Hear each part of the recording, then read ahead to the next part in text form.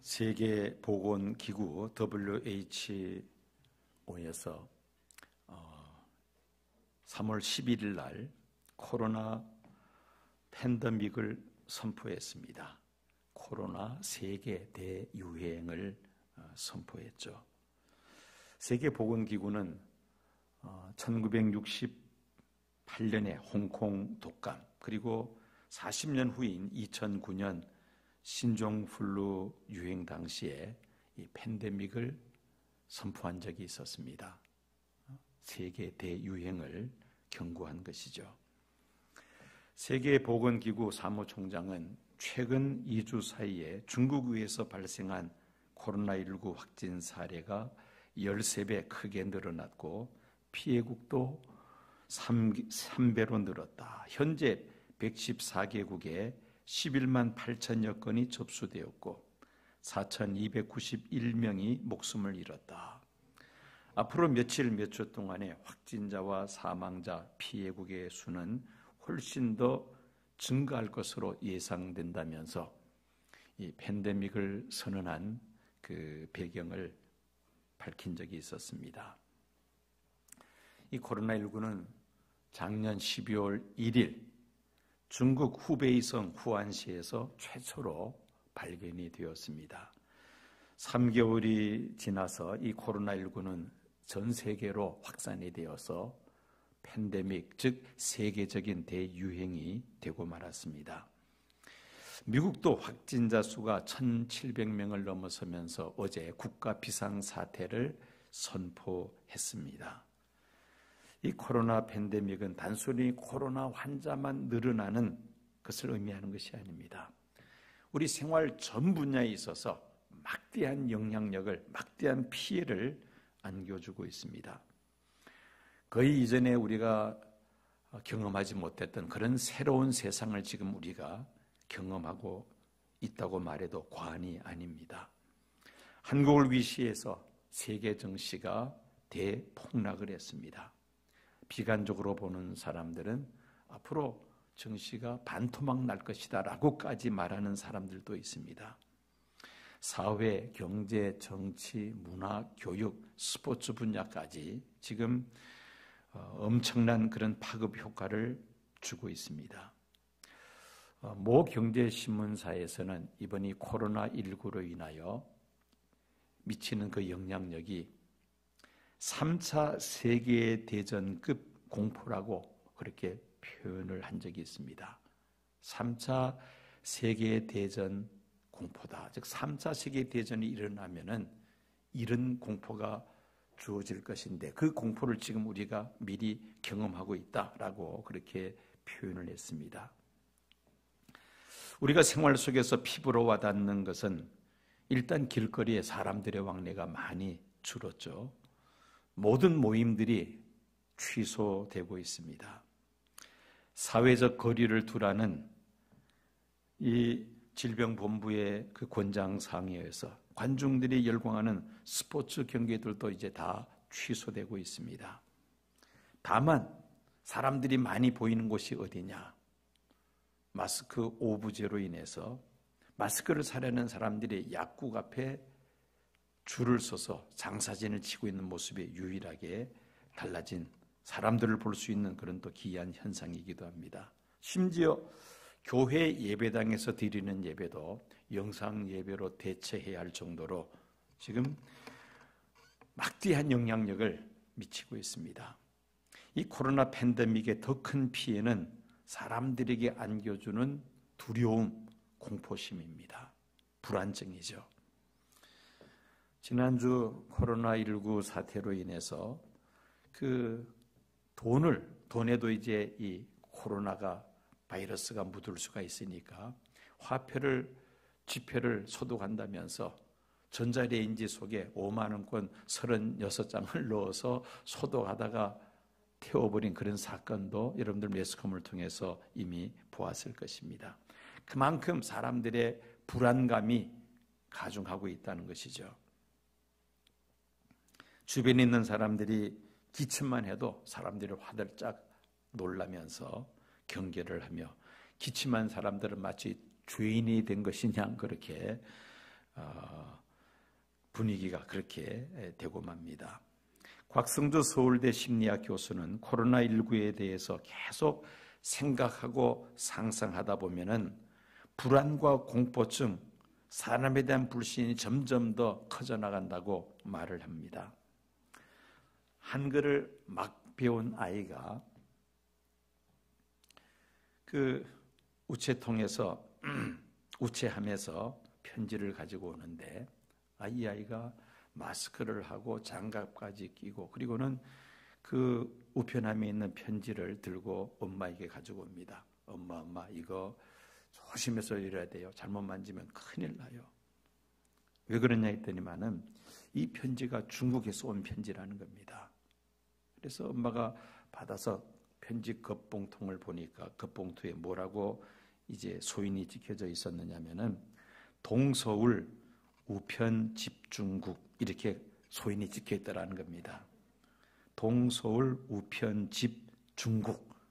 한글을 갓배운 아이가 뒤에 중국이라는 글자를 보고 이거 중국에서 온 편지구나 해가지고는 마스크를 쓰고 손에 장갑을 끼고 그 편지를 집어서 엄마에게 가져다 줬다는 것입니다.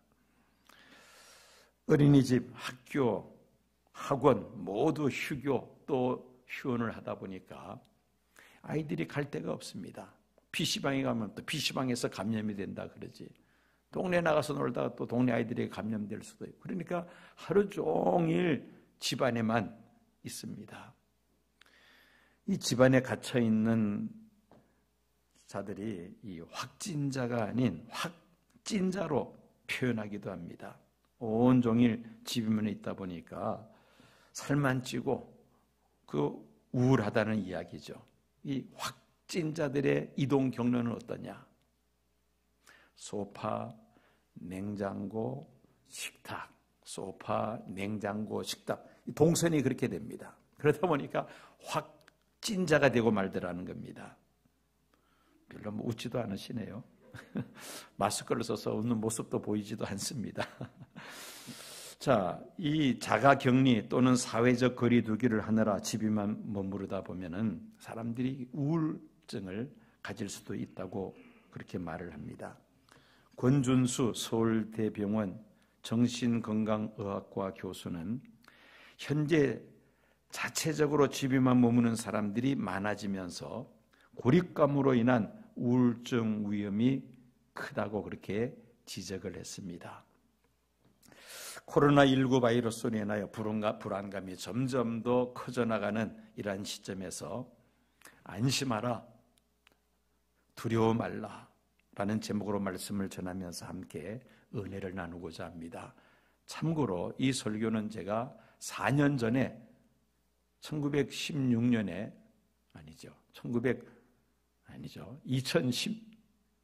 2016년 2014년 전에 제가 우리 시온교에서 한번 했던 설교입니다. 다시 한번 리바이벌을 하려고 합니다. 오늘 이 시대에 우리에게 꼭 필요한 말씀이라 생각이 들었기 때문입니다. 예수님께서 베세다 광야에서 한 소년이 가지고 온 작은 도시락으로 모여든 남자만 5,000명, 남녀노소 합친다면은 10,000명이 넘는 그 수많은 사람들을 오병이어 보리떡 5개와 물고기 2마리로 그들을 배부르게 먹기도 하고 12광주리가 남는 그런 놀라운 기적이 이 베세다 광야에서 일어났습니다. 이때 그 모여든 무리들이 예수님을 왕으로 그렇게 삼고자 했습니다. 예수님을 그들의 지도자로 삼으면 최소한 먹고 사는 경제 문제는 해결될 것이라는 그런 생각을 가지고 예수님을 왕으로 삼고자 했던 것이죠.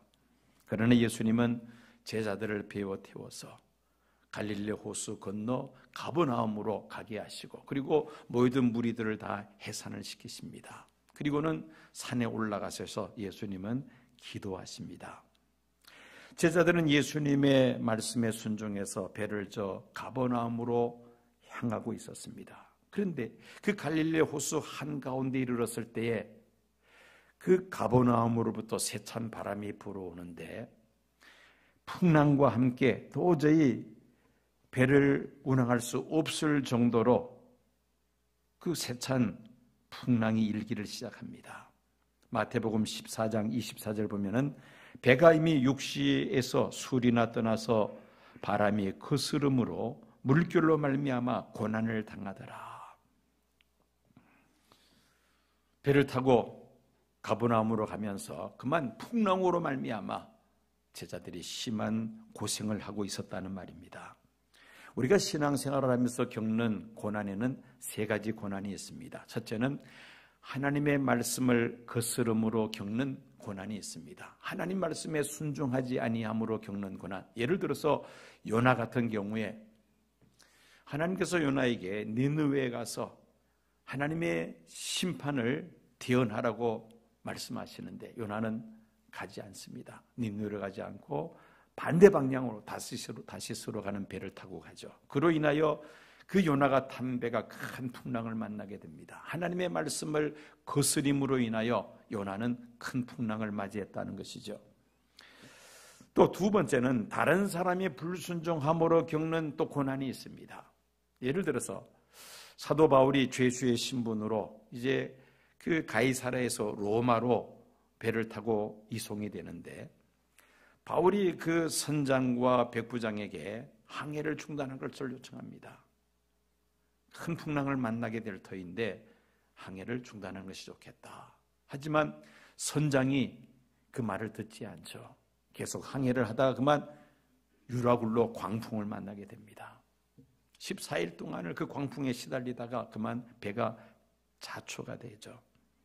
다른 사람이 불순종함으로 인하여 사도 바울이 이런 고난을 겪게 되었다는 겁니다. 셋째는 하나님 말씀에 순종하였음에도 불구하고 고난당하는 경우가 있습니다. 오늘 본문 말씀의 제자들이 바로 그 당사자들입니다.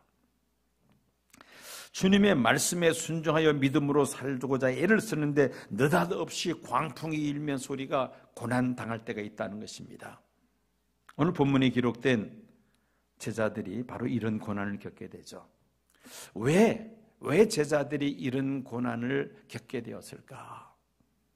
오늘 말씀을 쭉 읽어보면 결론적으로 제자들의 믿음을 성숙하게 하기 위하여 제자들은 이런 고난을 겪게 되었다라고 우리가 말할 수 있습니다.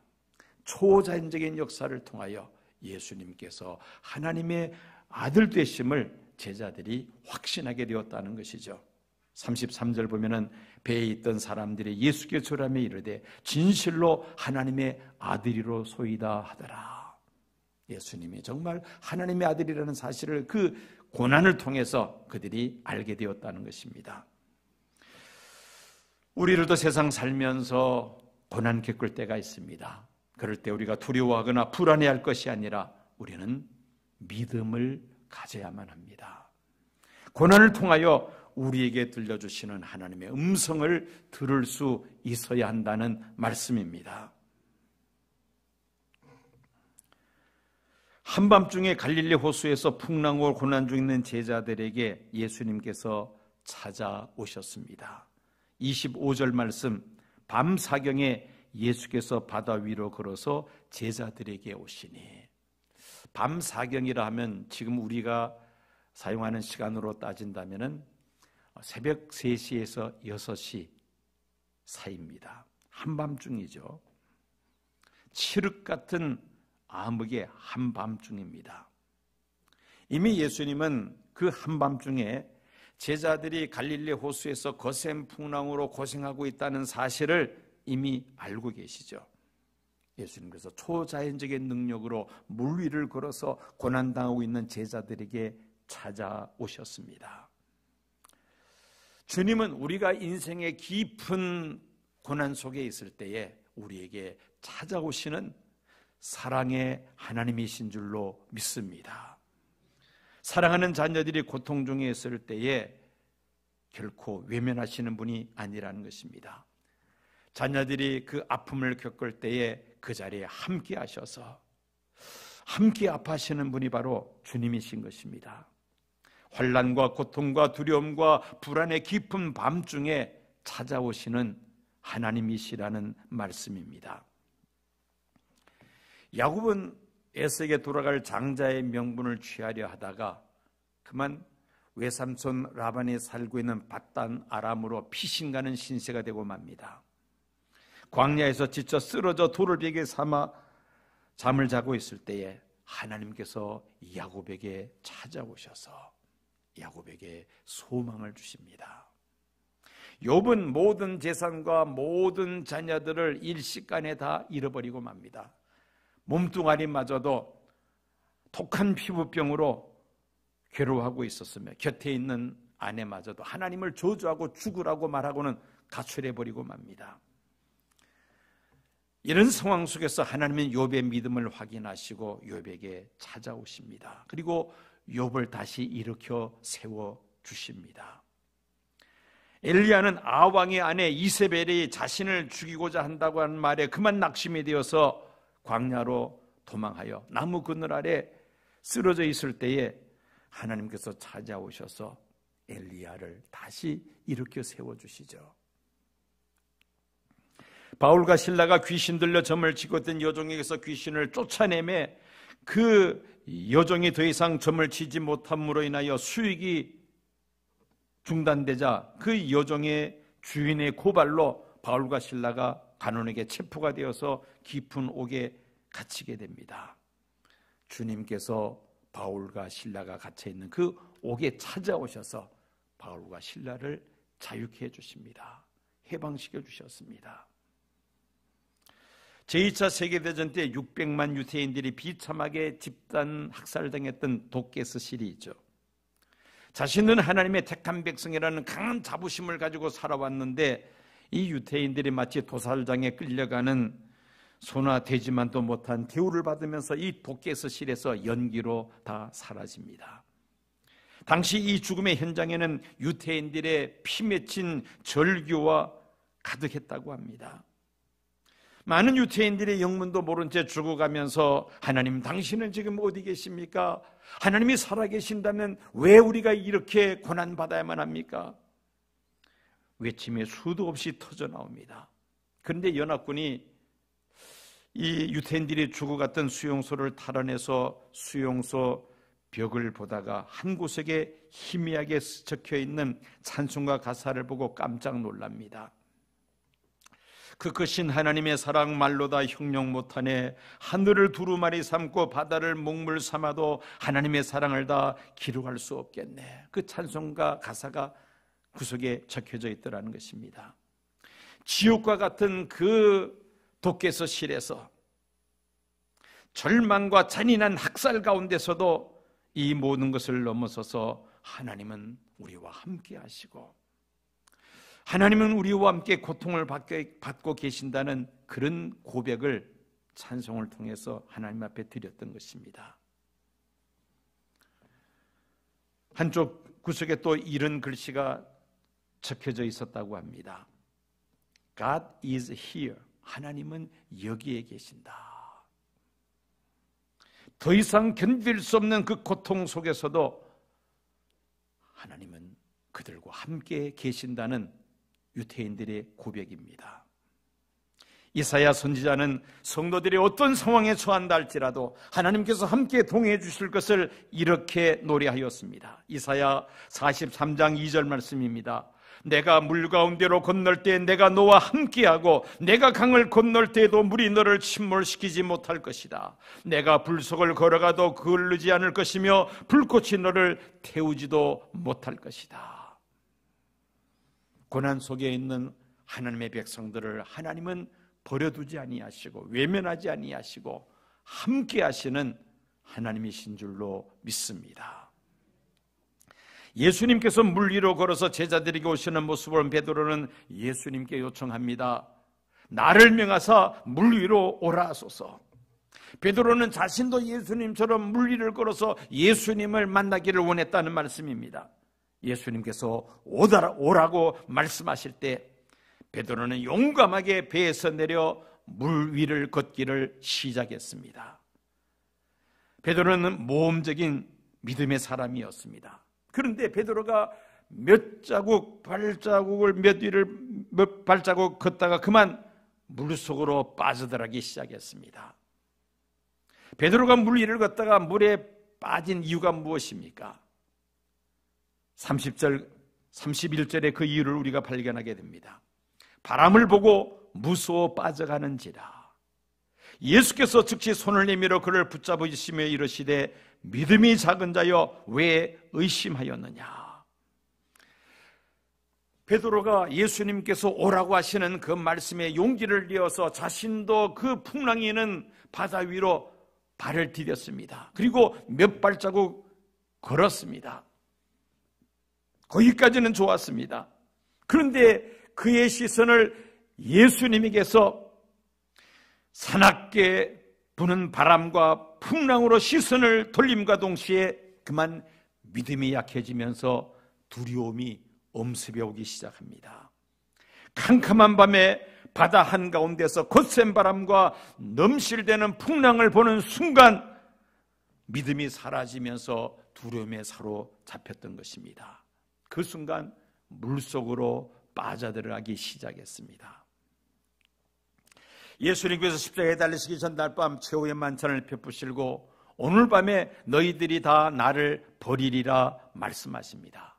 그때 베드로가 예수님께 뭐라고 말을 했습니까? 모두 주를 버릴지라도 나는 결코 주를 버리지 아니하겠나이다. 그때 예수님께서 베드로에게 뭐라 말씀하셨습니까? 오늘 밤 닭 울기 전에 내가 3번 나를 부인하리라. 이때 베드로가 뭐라고 답변을 했습니까? 내가 주와 함께 죽을지언정 주를 부인하지 않겠나이다. 호언장담을 했습니다. 그런데 어떻게 했습니까? 베드로가 예수님께서 대제사장의 그 뜰에서 신문을 받고 있을 때에 그 제사장의 여종이 베드로에게 말을 합니다. 너도 저 사람과 함께 있었던 무리가 아니냐? 그때 베드로가 뭐라고 말합니까? 나는 저 사람을 모른다고 3번이나 부인을 하죠. 죽는 데까지도 예수님 따라가겠다고 큰 소리쳤던 베드로가 예수님께서 대제사장의 신문을 받는 모습을 보고 나도 붙잡히면 저렇게 신문을 받고 처벌이 되겠구나 하는 그 불안한 마음에 예수님을 3번이나 모른다고 부인하고야 말았던 것입니다. 주님을 향한 믿음이 약해지면 세상을 두려워하기 시작합니다. 반대로 주님을 향한 믿음이 굳건해지면 세상이 두렵지 않습니다. 그래서 하나님을 두려워하는 자는 세상을 두려워하지 않으며 하나님을 두려워하지 않는 자는 세상을 두려워하지 않는다는 그런 말을 합니다. 하나님을 두려워하지 않는 자는 세상을 두려워한다는 말을 합니다. 세상을 두려워하지 아니하려면 우리는 누구를 두려워해야 합니까? 하나님을 두려워해야 합니다. 하나님을 경외해야만 합니다. 주 예수님만 바라볼 때에 우리 마음을 엄습하는 모든 불안과 근심과 두려움들이 다 물러가게 될 줄로 믿습니다. 예수님만 바라보고 예수님만 의지하며 믿음으로 나갈 때에 하나님의 놀라운 기적을 우리가 경험하면서 어떤 시련과 역경도 넉넉히 헤쳐나가게 될 줄로 믿습니다. 풍랑이는 세상만 바라보고 세상을 두려워하면서 한숨 짓고 있다면 우리들도 물속으로 빠질 수밖에 없습니다. 물속으로 빠져들어가던 베드로가 어떻게 구원받을 수 있었나요? 베드로가 물속에 빠져들어가면서 예수님께 외친 그런 소리가 있습니다. 30절 말씀, 주여 나를 구원하소서, 주여 나를 구원하소서. 여러분, 성경에 기록된 많은 기도들이 있는데요, 이처럼 짧은 기도는 없습니다. 영어로 Lord save me, Lord save me 3단어로 되어 있습니다. 얼마나 짧은 기도입니까? 여러분, 기도를 정확하게 길게 한다 해서 그게 반드시 좋은 기도라고 말할 수는 없죠. 짧은 기도이지만은 얼마나 간절한 마음이 담겨 있는 기도냐, 이게 중요하죠. 지금 물에 빠져가는 그런 와중에 길게 기도할 새도 없습니다. 주여 나를 구원하소서 소리질러 예수님께 간청을 합니다. 물속으로 빠져들어가는 베드로에게 예수님은 지체하지 아니하시고 손을 내미십니다. 베드로를 건져내시고 함께 배에 오르십니다. 예수님께서 배에 오르시는 순간 그 거센 풍랑이 순식간에 잠잠해지고야 말았습니다. 32절 보면은 배에 함께 오름에 바람이 그치는지라. 왜 예수님께서 배에 오르실 때 풍랑이 잠잠해졌습니까? 예수님은 풍랑을 지배하시는 능력이 있으신 분이기 때문입니다. 예수님은 천지 창조에 함께 하신 분으로 만물을 지배하시고 주관하시는 능력이 있으신 분이라는 말씀입니다.